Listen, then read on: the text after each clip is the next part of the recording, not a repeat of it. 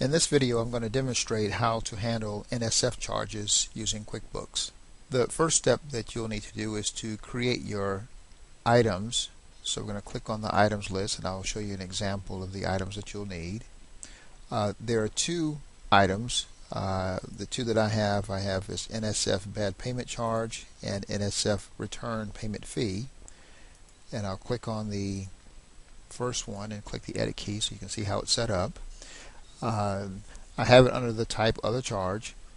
The name again is NSF bad payment charge, and the description payment return by bank. So this is the description that will show on the invoice, showing that the amount of the deposit was returned. This will show the deposit amount that was returned, and you see where the account that I have set up is the checking account. So I'm going to go into the second one, and this is the NSF return payment fee, the description being return payment fee, and the account that I have here is the bank account. Okay, so the first thing you'll need to do is go in and create these two NSF charges. Now let's look at your checking account and see a sample of the checking account before we make our adjustments for the NSF. So in our sample we have the deposit that was done for $1,115. I recorded on 6/30 the bank charge for the return check fee of $25. So we have our original deposit, which we'll leave. We do not want to change this. We record our bank charges from the bank, which once we get notification that there was a NSF and whatever the fee is that the bank charges is there, because this amount was taken out of the account, and then we'll proceed with handling the NSF transaction.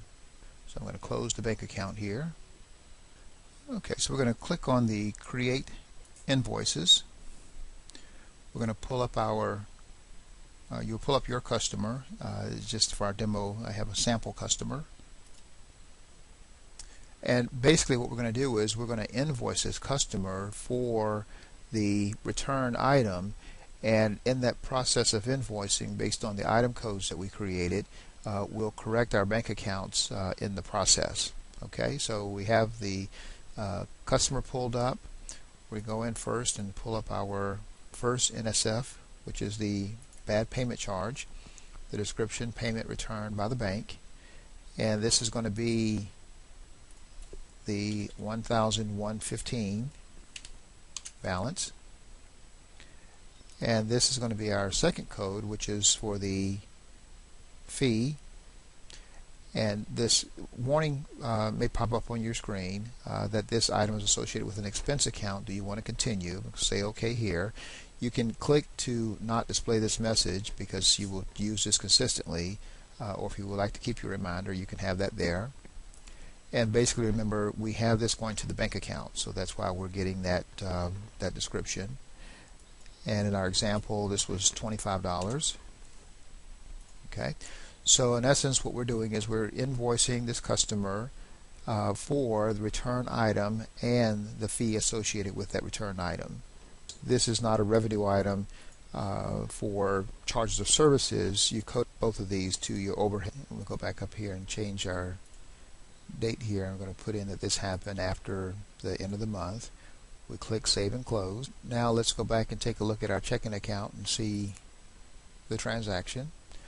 So we find our original posting from the original deposit.